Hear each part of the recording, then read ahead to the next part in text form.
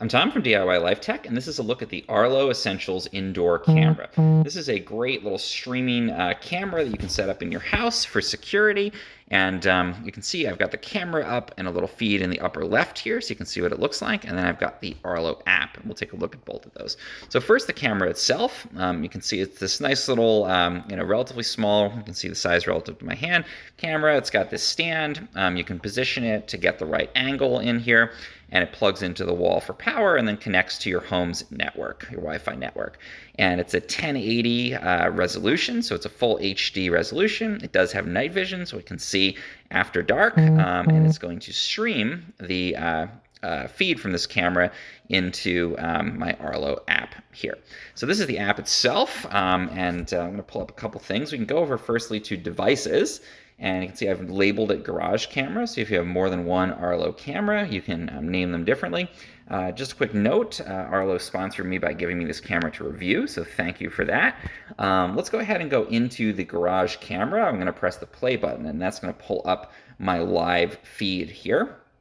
And you can see now, I'm going to move my my camera here out of the way, and you can see now that you can see me yakking about the camera here on the camera itself.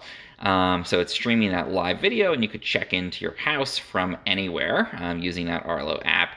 And connecting, you can see we got this really nice high quality feed off of the camera there. Another thing that's really nice is we can page over to this library view, and it's going to give me different times when different events were detected by the camera. So you can see there's almost like a calendar, and I can go back and see events that it detected. And what it's been detecting on and off, and you probably see these alerts come up, there's one, that there's a person in front of the camera. And it can automatically tell when there's a person, when there's a vehicle that has come or gone, or when there's a sound of an animal like a dog barking.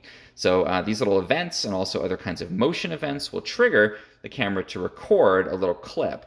And that way, for example, if someone came into your house who shouldn't be there, or say your car went away at a time when it shouldn't, you could pull up that clip and see exactly what happened and get that really crystal clear video to be able to figure out what happened there. So it's nice to have that library view. You don't have to be monitoring the camera at all times, but you can check into it from anywhere and see what's happening if it detects something that's concerning. Another thing that's nice about this, we'll go back to the live view. I'll stand off to the side here now, and you can actually see that from the view here, the camera is very wide, the angle on there. So you can see my workbench on the side. You can see all the way over to my workout area over the other side of the garage. So if somebody walked in here, or if a car came or went, you have a very wide view, and it's able to quickly and easily detect that something is happening. My favorite thing here, though, is actually really unique to these cameras. And I'm going to show you, I'm going to go over to my mode here, and let me move this little feed out of the way.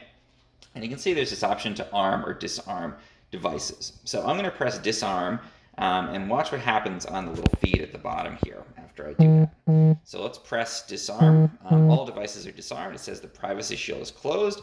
Wait 10, 15 seconds, and then watch what happens here with the actual camera here in my house. And you can see that little shield just pops over the lens of the camera. And this is actually a physical shield that blocks that lens. So you can't be recording you because it's actually physically covered. And I love that because a lot of cameras, if you disable the camera, it just says, all right, it's not recording anymore. But how do you know that's actually true? And I've actually seen people, put a piece of tape over their camera lens to make sure that it's not recording when they want privacy, especially if you're using this inside of your home. There's going to be times where you don't want it to be recording. And I love that with the Arlo Essentials here, they actually have this function where you press a button and it physically puts that shutter over the camera, blocks the lens, and by definition, it's not able to see anything, so it's not recording. And indeed, if we go over there, it just tells me privacy shield closed, and you can't do anything with that. Now, when I'm ready to start it up again, all I have to do is just rearm it, and in a couple of seconds, that shield's going to open. And you can see there, now the lens is exposed and it's ready to go again. So I love that proof positive that you've got a private mode there. So when that little lens clicks down, we'll do it again. And you can see that's just going to clamp back down. It takes a couple seconds for it to happen and be in that private mode again.